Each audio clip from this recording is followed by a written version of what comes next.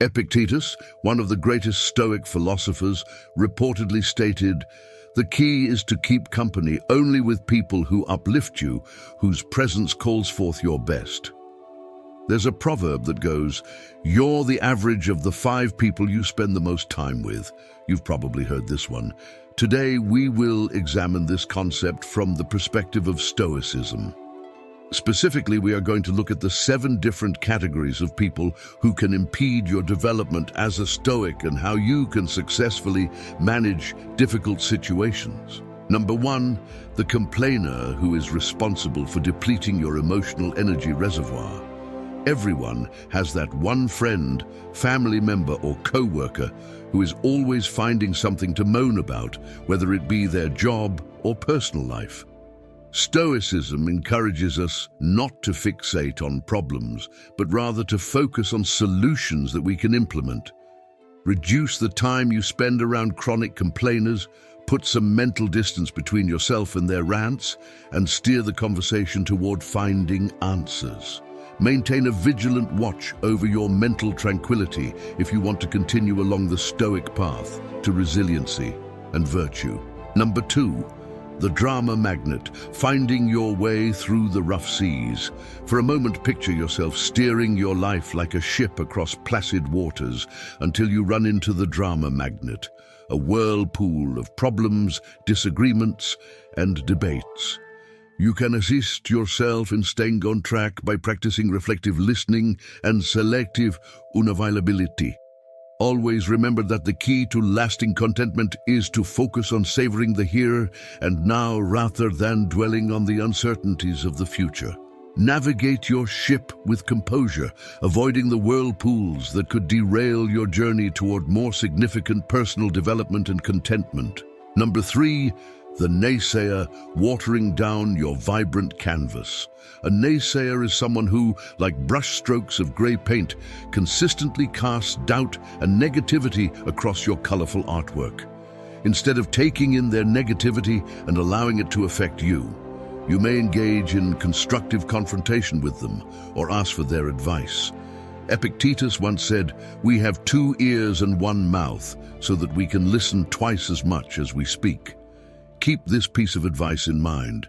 Learn to differentiate between valuable input and meaningless noise so that your canvas may continue to be a beauty of your own. Number 4, the victim, attributing every action to uncontrollable outside factors.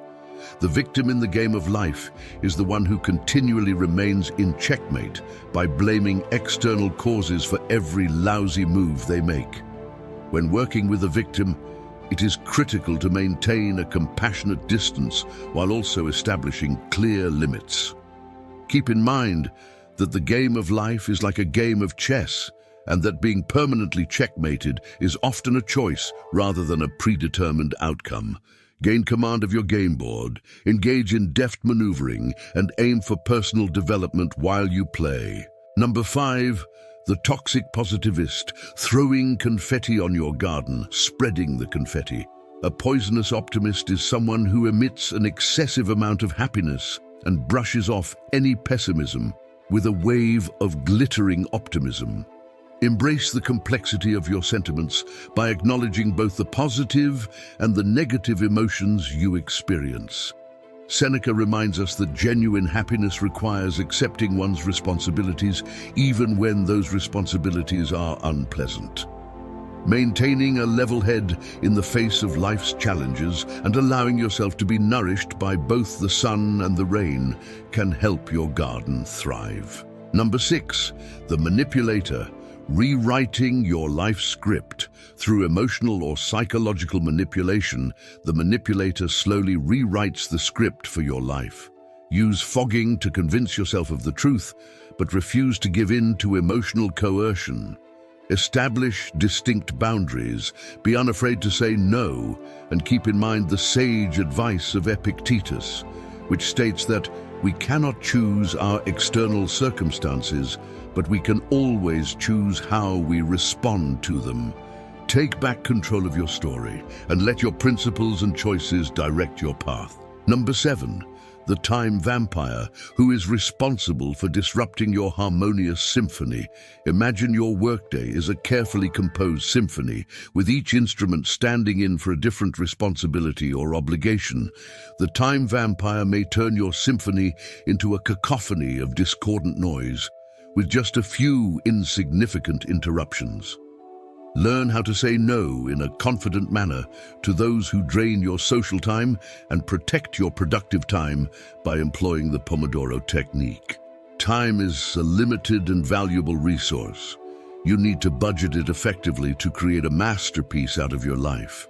As we come to the end of our investigation of the kind of people who can derail our Stoic path, it is vital to remember that self-awareness is essential. Understanding these personality types in other people can be enlightening, but the core of Stoicism is introspection and growth within oneself. Share your ideas and experiences in the comment section below if this video has caused you to reflect or bring something to your attention.